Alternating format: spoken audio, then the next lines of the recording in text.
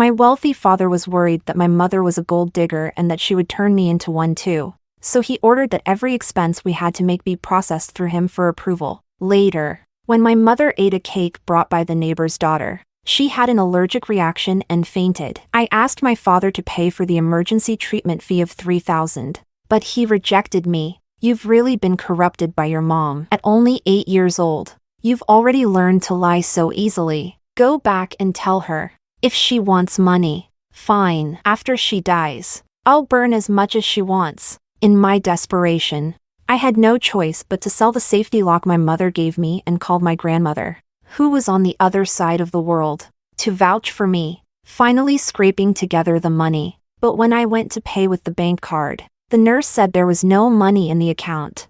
I cried and pleaded that it couldn't be true. But then my father called. Did you scam that money from your grandmother? You really are out of control. I've already confiscated it. I knew it. Both you and your mom are gold diggers. I regret having you. After hanging up, he blocked all contact with both me and my mom. My mother didn't get the treatment she needed in time and suffocated to death. But when I came out of the crematorium, I saw a post from the neighbor girl online. Where the money is, there the love is. The photo showed my dad holding the neighbor girl, with the neighbor's wife proudly showing off her $3 million bracelet. Chapter 1. I was only 8 years old, carrying my mother's urn. My small body barely made it home. It started to rain outside. A flash of lightning struck, as if splitting my parents' wedding photo on the wall in half. Even though there was a roof to shield us, the rain still soaked my world through and through. I turned on the light and looked around at the items that had appeared in our home. On the sofa was Roxana's jacket. The dolls on the shelf were Amelia's. When did these two, mother and daughter, invade our home? I didn't know. At first, my dad brought Amelia home and said he'd found me a little sister to play with. I took care of Amelia in every way. Mom also helped Mrs. Roxana find a house. And soon, the two of them became our neighbors. But I wasn't stupid. I could tell that. Compared to me and Mom, Dad cared much more about Roxana and Amelia. But I didn't dare expose it. Dad controlled all the household expenses, and I didn't want to hurt Mom by revealing the truth. But now, all the reasons I had for keeping quiet were gone. The door opened, and the sounds of cheerful laughter and talking filled the air. Amelia, if you want anything next time, just tell me. Isn't making money for the family's happiness what it's all about? Dad's voice was cheerful and generous as he made promises. All the warmth was directed toward the mother-daughter pair, Roxana and Amelia. Amelia was dressed in a pink princess gown, even though it was raining outside. Her white little shoes were still pristine. Meanwhile, Roxana's wrist gleamed with a diamond bracelet, sparkling in the light. Unlike me, I looked down at my wrinkled clothes, with mud stains from when I fell earlier on. And my mother, she had turned into a cold, little box. Sister, your eyes are all red. What's wrong? Amelia asked, stepping forward, her big, watery eyes staring at me. Behind her, Roxana shifted slightly, as if to distance herself from Dad. Dad shot her a disappointed glance before turning to vent his frustration on me. Helen, you're filthy. Where's your mother? Can't she at least clean you up a bit? Don't think that just because you're all scruffy and pushed in front of me, I'll believe your mom's lie. I bit my lip and raised my head. I couldn't hold back any longer. You're Mom's legal husband, aren't you? You rejected her $3,000 emergency treatment fee, but you're willing to spend $3 million on strangers?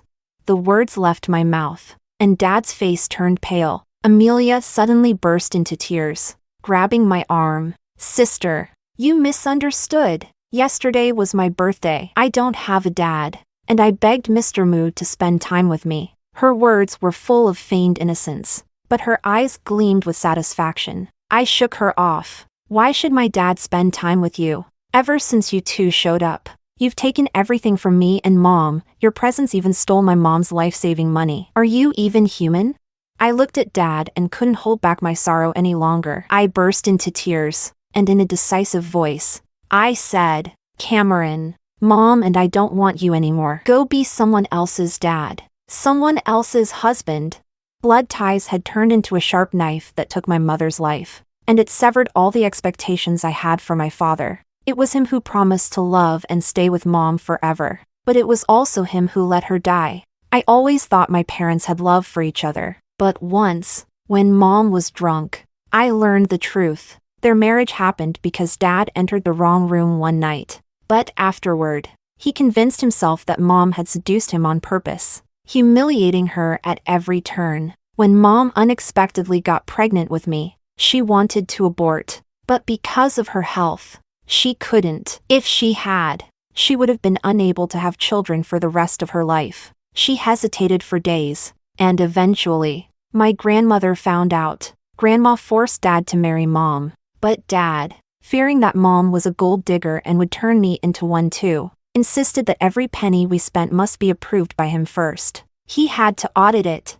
Last year, on my birthday, Dad unexpectedly didn't require Mom to go through the approval process and bought a cake for us instead. He promised us both, Helen, Julia, you two are everything I've ever wanted. Our family will always be together, always happy. Mom thought Dad had finally considered us as family. But yesterday, when Mom went into anaphylactic shock, I asked Dad to approve the emergency fee. He rejected me. In despair, I sold the safety lock my mom had given me, and that money was mercilessly taken by Dad. It was Mom's life-saving money. Cameron, the city's successful entrepreneur, my mother's husband, my biological father, abandoned his sick wife in the hospital to be with the neighbor's daughter on her birthday. He didn't deserve to be human. I wiped away my tears stubbornly and stared into my father's eyes. I saw nothing but deep disappointment and impatience in his gaze. These words were Julia's idea, weren't they? I knew she was up to no good. When she couldn't get money from me, she started sowing discord between father and daughter. I wanted to argue, to tell him that he didn't need to worry about Mom deceiving him for money anymore because she was already dead. But then, an elderly voice interrupted me. Cameron, what happened in the house yesterday? It was Grandma. Yesterday, when I went to the jewelry store to sell the safety lock, the clerk insisted on a guardian's guarantee. So, I had to call Grandma, who was living on the other side of the world, for help. To my surprise, she had flown back after a 10-hour flight. Before I could say anything, Dad shot me a glare and answered first. Mom, with me as the head of the family, how could anything happen? Don't talk so big. Little things matter too. If you can't even manage this family well, how can the shareholders trust you to manage the company? Grandma scolded Dad lightly, then continued, the day before yesterday, I received a call from little Helen. She told me Julia had an allergic reaction and was rushed into the emergency room. The hospital issued a critical condition notice. I called you and asked you to go to the hospital, but the call was answered by a little girl. Did she pass the message to you? Chapter 2. My father glanced at Amelia. Amelia immediately lowered her head, and Roxana stepped in, pretending to be busy as she arranged Amelia's hair. Seeing this, my father turned back to my grandmother. Showing no concern, he casually said, Julia is my wife. I know her well enough. She's always pretending to be ill to get money from me. And now she's corrupted Helen too. Upon hearing this, my grandmother's face darkened. She scolded him sternly. What are you saying? Julia is your wife. And your money is her money. And Helen is only 8 years old. How could you say such things in front of her? I stood there, unable to stop myself from drifting off in thought. Ever since my father had started celebrating my birthday, his relationship with Mom had taken a positive turn. He would occasionally bring home gifts for me and Mom, but Mom was always uneasy. Yesterday, after I woke up from my nap, I overheard her talking to a friend on the phone. The wallet Cameron gave me is the latest Chanel giveaway. The toys he gave Helen, turns out, they're just a gift for reaching a spending threshold at Disney. I didn't understand those words. All I knew was that after hanging up, Mom locked herself on the balcony for over an hour. When she came out, she hugged me tightly, tears falling uncontrollably. Helen, let's leave your dad, okay? You know, I'm a biological science graduate student, and my professor called, hoping I can return to the lab. Without your dad, I can raise you on my own. Do you believe me? With tears in her eyes, Mom held my arm. Trembling, I held her back as tightly as I could. I believe in you. Mom. Mom was so emotional that the tears just kept coming. She quickly began packing our things, contacting a lawyer to draft the divorce agreement. There was so much to do, but her eyes were brighter than I had ever seen them before. Not long after, the doorbell rang. Mom went to open it, and there stood Amelia. Mrs. Julia, today's my birthday. I brought you some cake. Mom frowned. Happy birthday. You don't need to bring cake. Go back now. But Amelia refused to leave. She lingered at the door with a sad expression, saying, Mrs. Julia, my mom said thank you for taking care of us. If not for you and Helen, we wouldn't be living like we do now. She insisted that I bring you the cake, or else she said she'd punish me. Why would Roxana say such things? Mom was shocked, but seeing the look in Amelia's eyes as if she was about to cry, she reluctantly accepted the cake. That wasn't enough. Amelia looked at Mom eagerly, and only when Mom finished the cake did she finally smile and leave. As she turned to leave, I clearly saw the malice in Amelia's eyes, so intense it was almost overflowing. I told Mom about it, but she just smiled and said, What can a child do? Besides, your dad will be home soon. Even though he doesn't love me, he wouldn't let anything happen to me. Hearing Mom say that, I suppressed the unease growing in my heart. Looking at the clock on the wall, I found myself unexpectedly hoping that Dad would come home soon. But by the time Mom had an allergic reaction and died in the hospital, my father still hadn't shown up. I overheard the doctor and nurse talking. The patient was conscious until her last second. I saw her fingers twitching toward her daughter. Did you hear? She's the wife of Moo Group's president. With all that money, she couldn't even get the 3,000 yuan for her own wife's emergency treatment. It's heartless. That poor girl. Her mom's dead. And her dad, it would have been better if he had died instead. Before this, I didn't really understand life and death, but Mom taught me that with her own life. If I could, I would have given my own life to keep Mom alive. She had just started to get a new life. She had just started becoming herself, but now, she would never have the chance. I hated Amelia, hated Roxana, and hated my dad. I wished they would all die. But now, I watched my dad lie to my grandmother, not even flinching, to protect Roxana and Amelia. The hatred inside me turned to despair. Even if they all died, my mom would never come back. Seeing my grandmother's face turn pale, Dad became worried about her heart condition and quickly called his assistant to send her to the hospital. Once Grandma left, he immediately turned his angry gaze on me. You knew your mom was really sick. Why didn't you tell me? I ignored him. Carefully, I placed my mom's urn down and then reached for the photo of Mom and me on the coffee table. Mom didn't like this place. I wanted to take every trace of her with me. Seeing I didn't respond, Dad slapped me in frustration. I lost my balance and fell to the ground. The photo frame shattered, its shards embedding into my palm, blood dripping and staining the floor. Why are you acting like your mom's dead? Who are you doing this for? Roxana feigned concern and pulled Dad aside before coming over to help me up. Helen, your dad didn't mean to push you. He's just worried about you. Amelia was naughty yesterday, so I'll have her apologize to you and your mom. All right? Amelia stepped forward too, pretending to apologize. But my father shielded them from me. You're just too kind. Helen's been corrupted by Julia. She only cares about having a happy family, but she doesn't care about anyone else's family. Chapter 3. I clenched my fists tightly, trying to hold back the tears that came from the physical pain, and questioned him.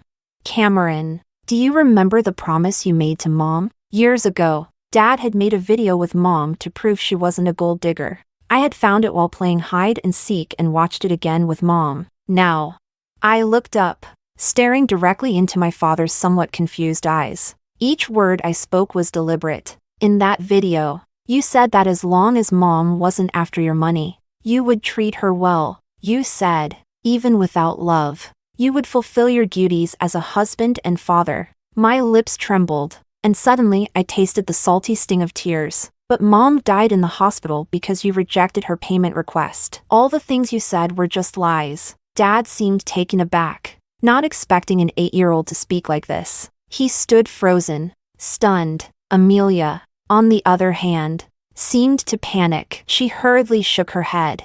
How could she have died? How could a dead person call Mr. Moo and spread rumors? If I hadn't blocked both of you on the phone, my birthday would have been ruined. Those words completely ignited my anger. Ignoring my weakened body, I lunged at Amelia, grabbing her and pulling at her hair furiously. Dad suddenly grabbed me, his once broad, strong arms now forcefully throwing me to the ground. Helen, stop losing control. Amelia is just a child. How would she know all that? She didn't mean to hide the fact that your mom was sick. I'm making the decisions here. This ends now. And you, why are you joking about your mom's life? Is this what your mom taught you to say? As I fell, my chin hit the floor, sending sharp pain through my body. But Dad stood firmly in front of Amelia, shielding her. Amelia and Roxana both wore triumphant expressions. I took a deep breath, wiping my face with my arm. Who do you think you are to make decisions here?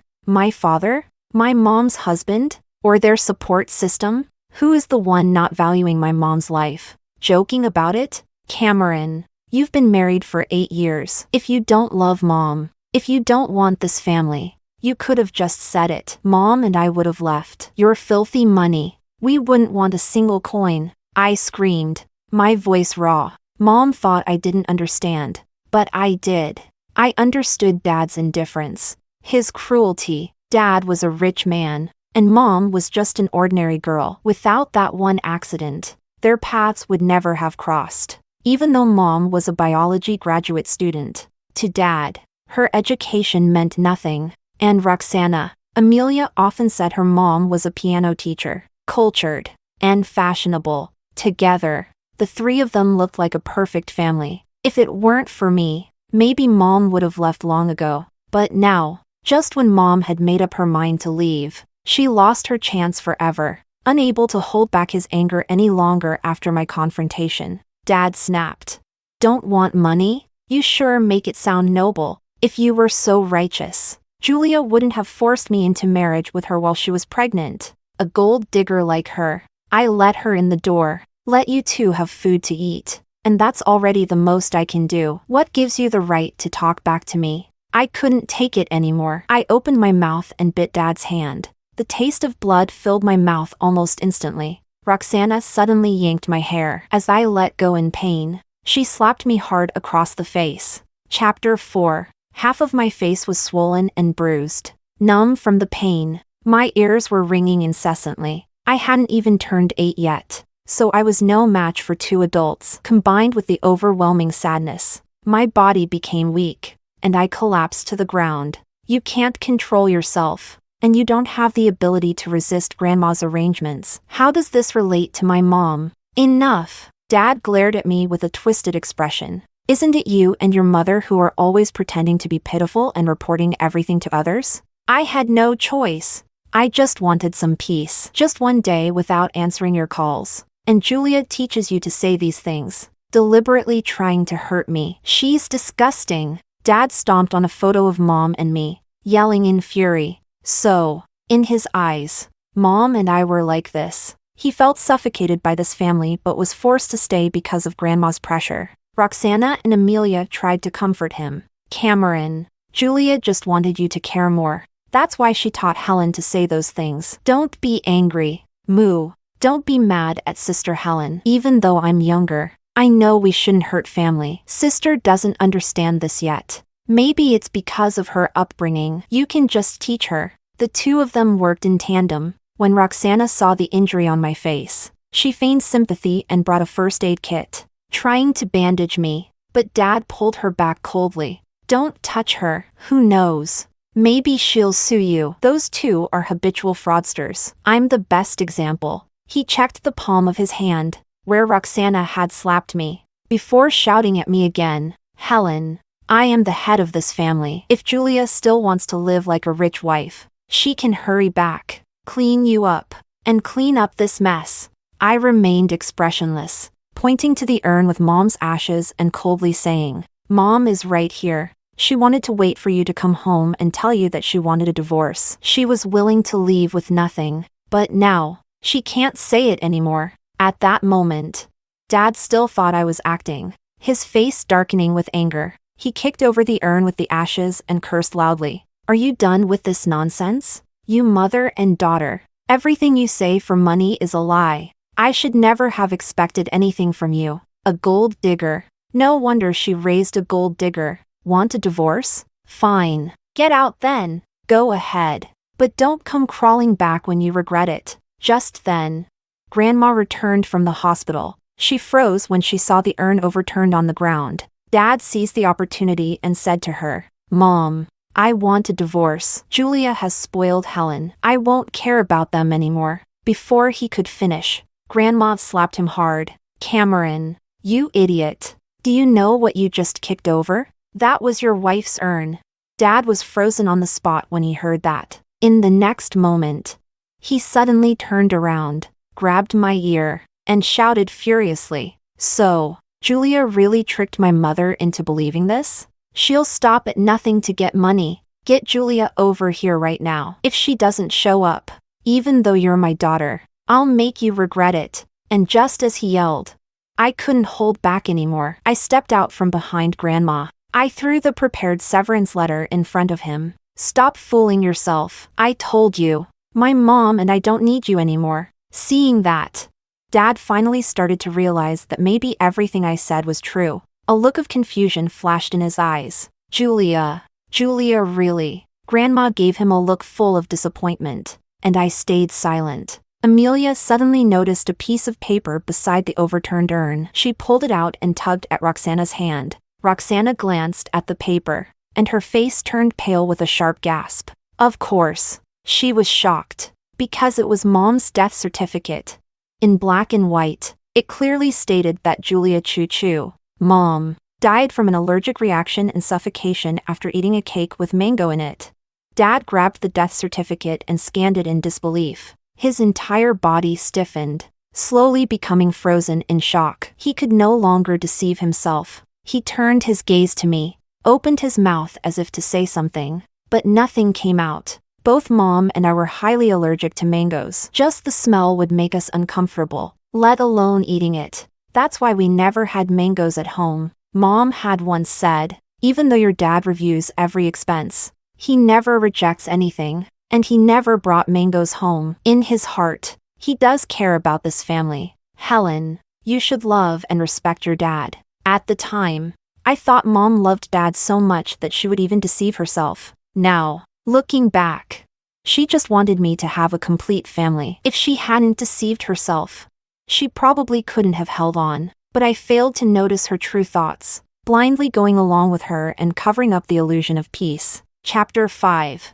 Dad refused to sign the severance letter or agree to a divorce. In her fury, Grandma slapped him again and forcibly took me to the hospital to treat my wounds. I longed to escape everything related to the Moo family, but reality wouldn't allow it, after all. I was still just an 8-year-old child. For all these years, Dad wouldn't even give Mom an extra penny, and the New Year's red envelopes Grandma gave me were always confiscated. The only thing of value was the safety lock Mom bought with her savings before marriage, but even that was sold. After learning about Mom's situation, Grandma was so furious that her heart condition worsened, and she was hospitalized. I stayed with her in the hospital to take care of her. The weather was unusually clear today. I sat on a bench by the lawn, took a photo with my phone, and sent it to Mom. Then, it dawned on me, this Mom, who never failed to respond, would never reply again. As the sadness surged inside me, a figure suddenly appeared in front of me.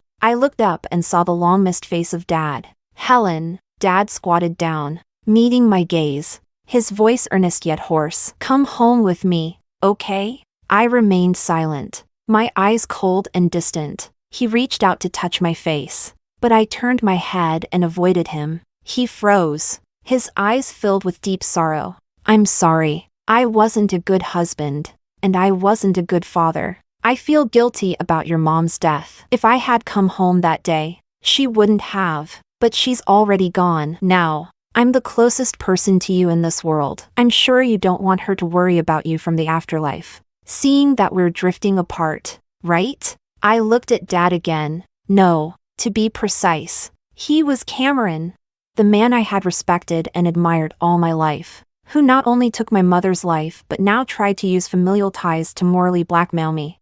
What do you want? I asked him coldly. He thought I was softening, and took out a lollipop, speaking in a gentle tone to try and coax me. Of course.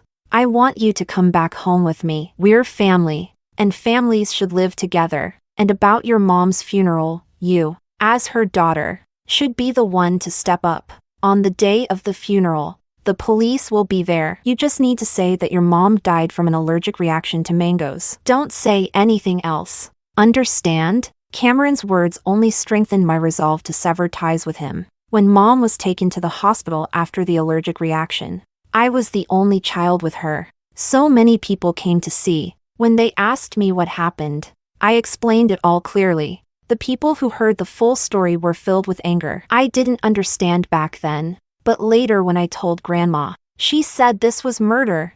Grandma reported it to the police, and investigations were underway. All the evidence pointed to Roxana and Amelia, but since the cake had been served to Mom by Amelia, who was still a child, the case was stalled. However, witnesses had already posted detailed accounts and photos online. As a result, Moo Corporation was boycotted, and the stock price dropped several points. Cameron's name was trending with harsh criticism. It said that Roxana and Amelia were under house arrest. It was precisely because of the enormous backlash that he came to find me and said these things. Even more laughable was that he thought that blood ties alone could persuade me.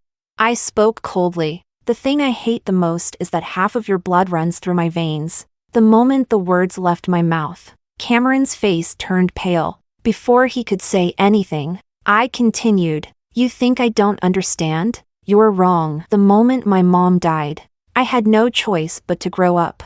I advise you to come clean about what Roxana and Amelia did. Or when the police uncover the truth, you can just wait for them to pay for my mom's life. My words enraged Cameron. He raised his hand as if to slap me, but when he saw the still healing scars on my face and hands, he stopped himself. After a long pause, a nurse arrived, and he gritted his teeth, muttering, I'm your immediate family. If I don't let go, you're not going anywhere. Before storming off, I followed the nurse back to the ward. I wasn't paying attention and bumped into a little girl. I staggered back in pain, but the little girl's mother quickly picked her up, offering comfort and scolding me to watch where I was going. I suddenly felt deeply sad. It was clear that I was hurting too, but my mom couldn't comfort me anymore. All of this was because of Roxana and Amelia. Yet, my biological father, in order to protect them, was trying to find ways to let them escape punishment. When I returned to the ward, Grandma asked what had happened. I suddenly grabbed her hand. Grandma, I've decided. I'll go abroad with you for elite education, and then I'll take over Moo Corporation. As for Cameron, I never want to see him again. Grandma paused for a moment, then she tightly grasped my hand. Chapter 6. The day of Mom's funeral. Cameron brought Roxana and Amelia, along with a crowd of reporters. As I got out of the car holding Mom's portrait, countless flashes blinded me, making my head spin. Helen, today is Julia's funeral. I brought Amelia to personally apologize. Amelia is young and didn't understand, so she accidentally served the mango cake to Julia, causing this tragedy. Amelia feels really guilty. Amelia, quickly. Roxana stepped out of the crowd and pushed Amelia forward. Amelia saw Mom's portrait and turned pale with fear. I am sorry. Mrs. Julia, I didn't mean to hurt you. Please forgive me. Sob. Roxana spoke in a somewhat ingratiating tone. Helen, Amelia has apologized. I'll make sure to discipline her so she doesn't make mistakes again. Can you please sign this reconciliation agreement? Cameron handed me the document. Countless dark lenses were pointed at me, all waiting for me to sign. But before I could act, several bodyguards blocked the path in front of me. Grandma, leaning on her cane, slowly approached. If you want Helen to sign, you sign this first. The assistant handed Cameron a severance letter. Cameron was stunned. Mom, I'm Helen's biological father. How can you ask us to sever ties? Grandma said nothing. She was the most authoritative figure in the family, and her decisions were never to be questioned. Seeing this, Cameron understood that there was no room for negotiation. He glanced at Roxana, who was holding Amelia and crying, hesitating. Cameron, in the future, Amelia will take care of you in your old age. Roxana, holding Amelia, made this promise to Cameron. The surrounding reporters silently captured the scene. Cameron looked at me and softly said, Helen, no matter what, I am your father. If you ever need help, come find me. After speaking, he signed the document without hesitation. The assistant took the severance letter, and together with the bodyguards, escorted Grandma and me to Mom's gravesite. Cameron tried to follow but was stopped by the assistant. Mr. Moo, you no longer have a familial relationship with Miss Helen. You have no right to attend her biological mother's funeral. Cameron and the reporters were left outside the cemetery. Grandma and I buried Mom's ashes and placed a bouquet of flowers at her grave. Grandma stroked my head and sighed. The flight tickets are already booked. We're leaving tomorrow. From now on, everything in this country has nothing to do with you. When we left the cemetery, the reporters had dispersed. As I got into the car, I caught a glimpse of a figure standing in the corner of the cemetery. It was Cameron. His gaze was filled with confusion, as though he wanted to say something but couldn't bring himself to speak. With Roxana and Amelia by his side, he never stepped forward. I got into the car, rolled up the window, and completely severed all ties with him. The next day, Grandma and I boarded the plane to the other side of the world. In first class, Grandma covered me with a blanket. Sleep, dear. When you wake up, everything will be fine. I closed my eyes and fell into a dream. In the dream, I saw Mom again. She was completely different from how I remembered her, wearing a clean lab coat, surrounded by countless syringes and chemicals I didn't understand. She smiled gently at me. Helen, your future is still long. Don't let the past hold you back. Mom hopes that every tomorrow of yours will be filled with happiness. When you truly grow up, I'll come down from the heavens to be with you. At that time, you'll be the mother, and I'll be the daughter, okay? I nodded desperately, wanting to agree, but no words came out, until Grandma's call snapped me back to reality. I suddenly opened my eyes, and Grandma, worried, was wiping the tears off my face with a handkerchief. She held me tightly in her arms, whispering comfort. It's okay, little Helen. From now on, Grandma will be with you. Grandma won't let anyone hurt you. I nodded, regaining my composure. The plane began to descend. As the first light of dawn shone on us, I silently thought, Mom, I'm moving toward the future. We'll meet again in the future. Chapter 7. When I first arrived abroad, I struggled to adjust. The unfamiliar language, the unfamiliar environment. But I always kept in mind the words Mom said to me in my dream. She hoped I would find happiness in countless tomorrows. So, I worked hard to learn the language I couldn't understand, and asked questions without shame about the information I couldn't comprehend. 10 years passed in the blink of an eye. On the day of my coming-of-age ceremony, Grandma attended in full dress. Her hair was completely silver, and the wrinkles on her face were all marks of time. Helen, you are far more capable than I imagined. You have mastered the knowledge abroad, and it's time for you to return to the country. All these years, even though you never said anything, Grandma knows you blame me. You blame me for letting Cameron marry your mother but couldn't make her happy, couldn't even save her life. Now, you've grown up, and you have the ability. If you want to seek revenge, Grandma won't stop you. But I hope you can spare him. After all, he is your father. Grandma officially handed over the management rights of Moo Corporation to me. The next day, I took a private jet back to the country. As soon as I arrived at Moo Corporation's headquarters, I was blocked at the door. Helen? I stopped in my tracks and looked at the girl blocking my way. She appeared to be around my age. At first glance, her outfit looked like high-end luxury brands, but a closer look revealed they were all fakes. Her face resembled Roxana's to an alarming degree. It really is you. Amelia quickly approached me with a flattering expression. Sister, it's been 10 years. I missed you so much. I heard from Uncle Cameron that you're officially taking over Moo Corporation. I just graduated from vocational school. Can you help me get a job here? She tried to grab my hand, but my assistant coldly pushed her away. Amelia, seeing I was ignoring her, was about to throw a tantrum when a voice from a distance snapped, "Amelia, get back!" Cameron strode over, grabbing Amelia by the ear. When he looked up at me, the weariness on his face made me freeze for a moment. Years ago, when Grandma and I left the country, she arranged for a professional manager to take over Moo Corporation and kicked Cameron out. Cameron had to work for a small company, supporting Roxana and her daughter. Meanwhile, the police had uncovered that Roxana had bought odor-masking additives and confirmed that she was behind the poisoning. However, since she didn't directly serve the cake to Mom, she was only sentenced to 5 years. But she couldn't stay out of trouble and died in prison. At that time, Amelia blamed everything on Grandma and me, making a scene at Cameron's workplace multiple times, completely tarnishing his reputation. Now, Cameron could barely survive by selling things on the streets, and Amelia had grown up. She didn't get into high school, only attending a vocational school. After some hardship,